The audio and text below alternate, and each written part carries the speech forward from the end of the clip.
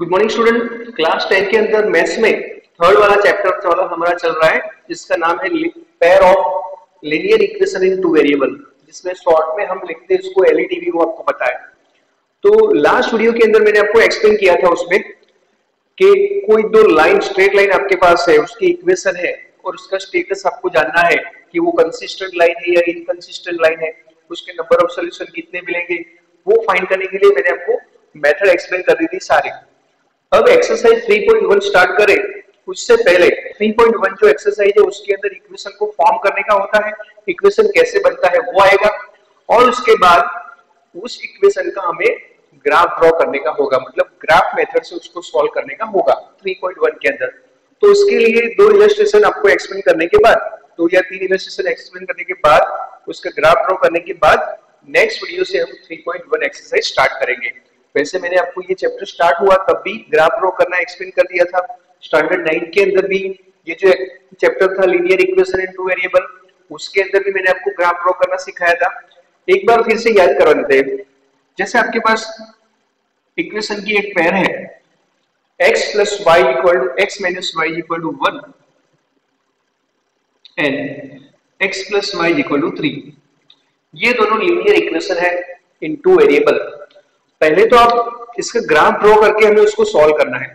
इसमें find x and y,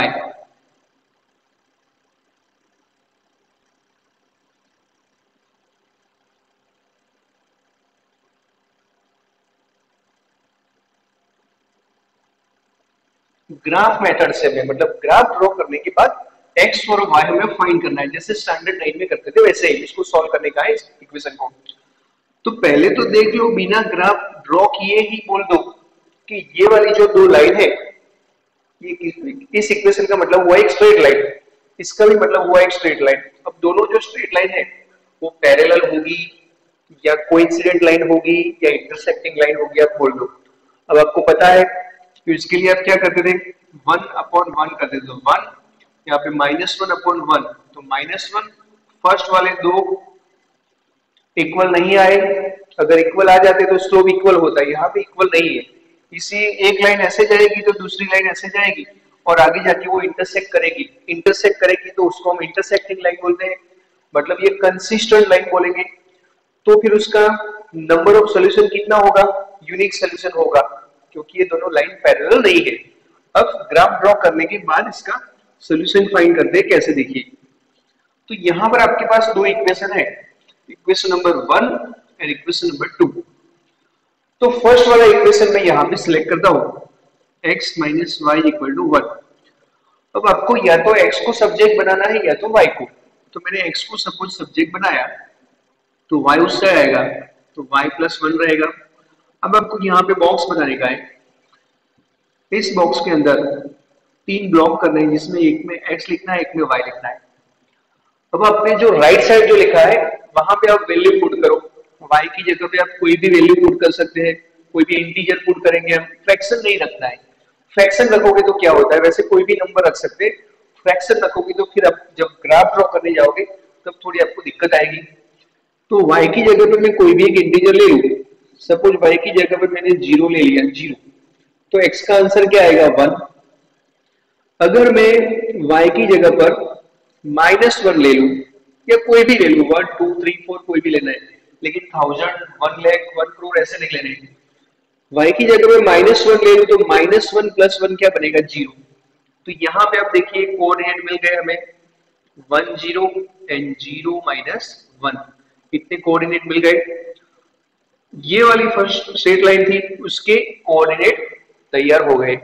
अब यहाँ पर x + y = 3, यहाँ पर भी आप किसी एक को, या तो x को या y को सब्जेक्ट बनाओ।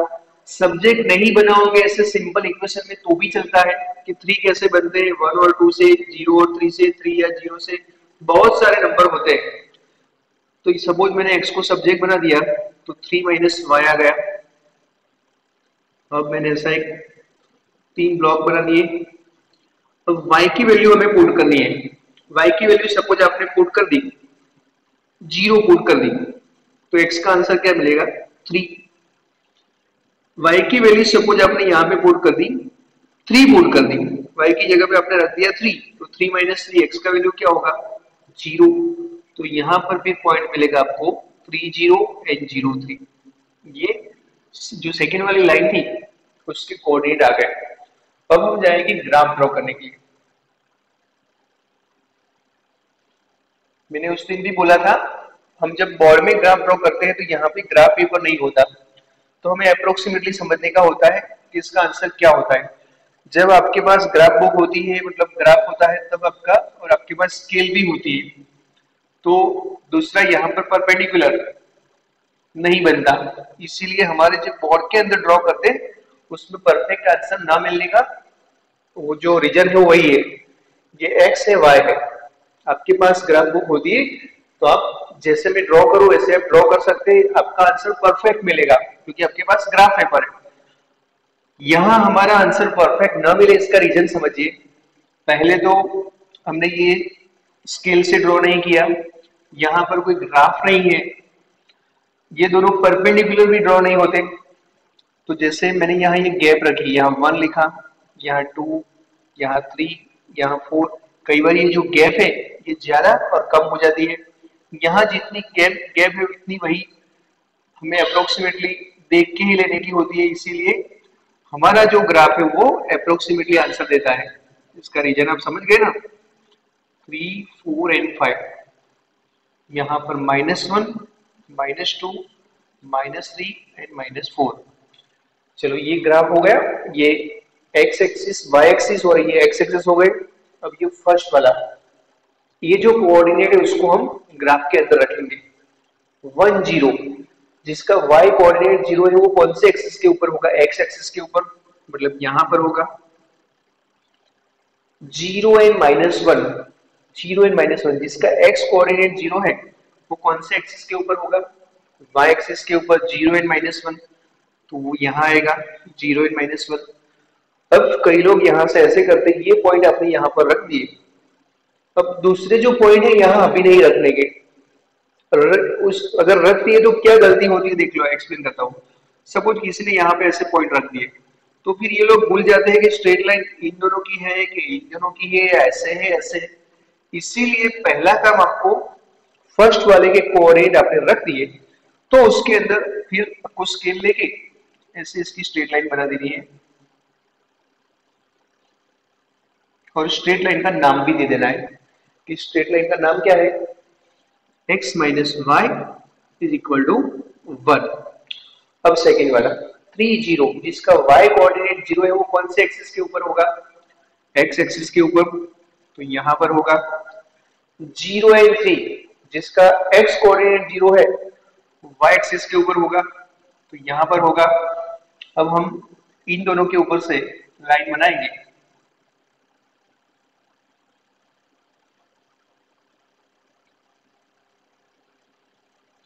देखिए इस लाइन का नाम दे दो, उस लाइन का नाम क्या था, x plus Y equal to 3।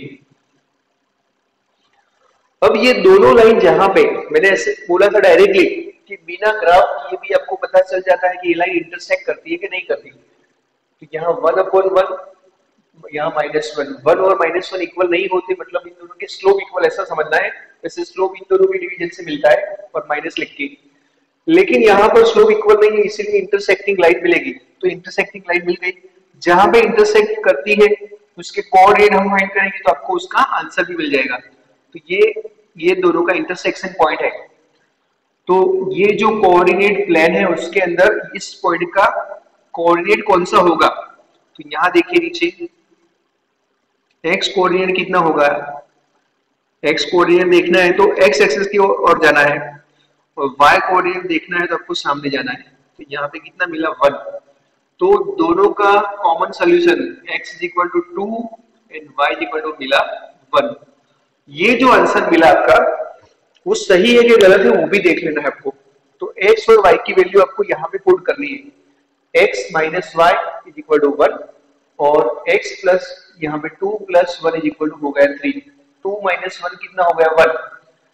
ये जो 2 1 जो पॉइंट है ये कोऑर्डिनेट है, ये पॉइंट इस लाइन के ऊपर भी है, इस लाइन के ऊपर भी है, दोनों लाइन के ऊपर है, मतलब ये जो पॉइंट है दोनों लाइन को सेटिस्फाई करता है।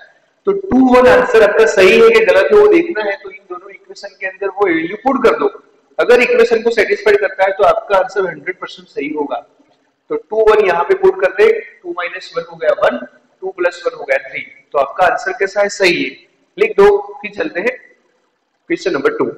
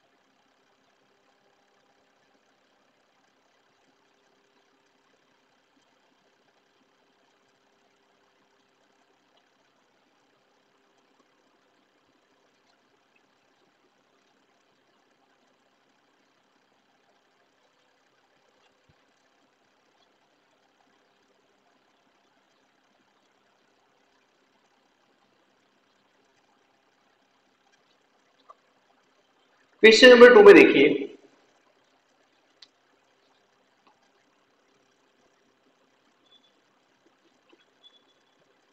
दूसरा इक्वेशन लेते हैं, x + y = 8। इसका हमें ग्राफ बनाना है। 2x + y = 7 और x + y = 8। ये इक्वेशन नंबर 1 और इक्वेशन नंबर 2। पहले तो बिना ग्राफ ड्रॉ किए बोल दो कि ये दोनों इक्वेशन कैसे होंगे, मतलब ये दोनों लाइन कैसी होगी, इंटरसेक्टिंग लाइन, पैरेलल लाइन या कोइंसिडेंट। तो 2/1 क्या होता है 2, 1/1 होता है 1, दोनों इक्वल नहीं है, मतलब इंटरसेक्टिंग लाइन, मतलब उसके नंबर ऑफ सॉल्यूशन कितने मिलेंगे, यूनिक। इसको दूसरा आप कंसिस्टेंट लाइन भी बोलते हैं ना। चलो इसको सॉल्व करते हैं। तो फर्स्ट वाला इक्वेशन में यहां लिखता हूं 2x + y = 7। किसी एक को सब्जेक्ट बनाओ, या तो y को या x को, लेकिन जो सिंगल है उसको ही सब्जेक्ट बनाएंगे, जिसके साथ कुछ मल्टीपल में होता है उसको नहीं बनाने का। फिर क्या है, आंसर तो आता है, लेकिन फिर ऐसा होगा जैसे आपने इसको सिलेक्ट किया, 2x को सब्जेक्ट बनाया तो यहाँ पे ऐसा आएगा, फिर x को भी सब्जेक्ट बनाएंगे तो ये नीचे जाएगा ऐसे। फिर आपको ऐसा सोचना पड़ेगा कि इंटीजर आंसर लाने के लिए क्या करना। उसमें फिर क्या होता है कि फ्रैक्शन जैसा आ जाता है, नीचे 2 आता है, इसीलिए जैसे आपको फिर ऊपर वाला नंबर इवन बनाने का होता है, इवन को 2 के साथ मल्टीप्लाई करते हैं।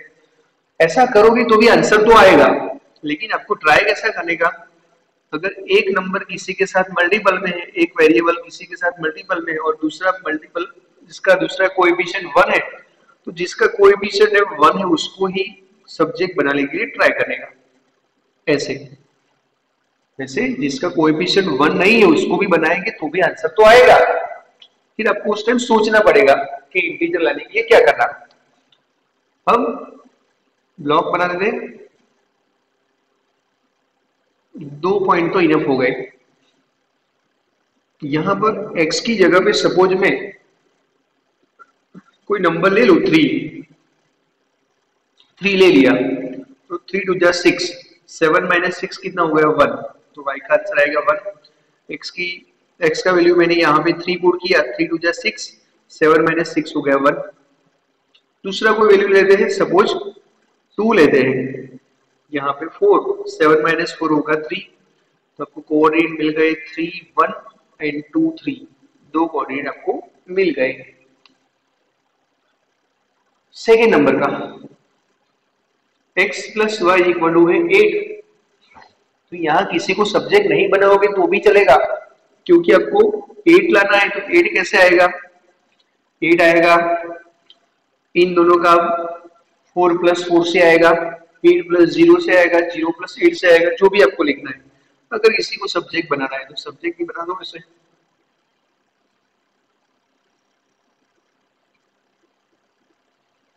सपोज मैंने y का आंसर ले लिया 3, y का आंसर मैंने ले लिया यहाँ पर 3 ले लिया, तो x की जगह पे क्या आएगा, 8 - 3 कितना होगा 5। यहाँ पे सपोज मैंने y का आंसर ले लिया 5, तो 8 - 5 कितना होगा 3, तो आपके पास आंसर मिला आपका कोऑर्डिनेट मिला 5 3 एंड 3 5। चलो इतना काम पूरा हो गया। अब ग्राफ ड्रॉ करते हैं।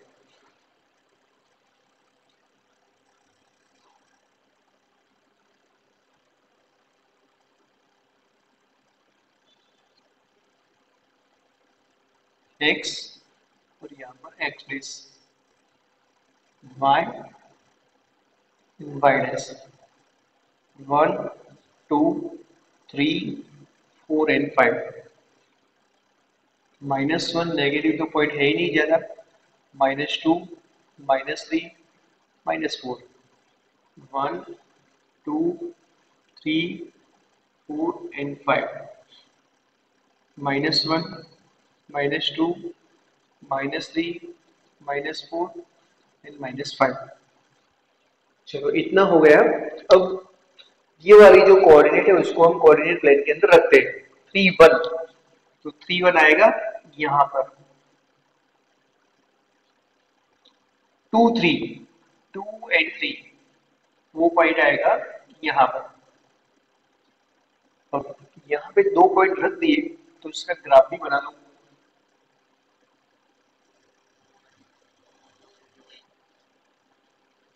उस लाइन का नाम दे दो 2x plus Y equal to कितना आएगा 7। यहाँ पर देखो, उसके बाद देखो 5 3, 5 3 कहां पे आएगा, 5 और 3 आएगा यहां पर, 3 एंड 5, ये 3 है और ये है 5, यहां पर आएगा।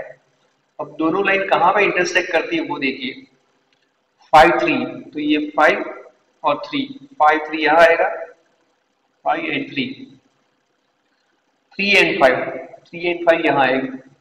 फिर दोनों लाइन कहां पे इंटरसेक्ट करती है,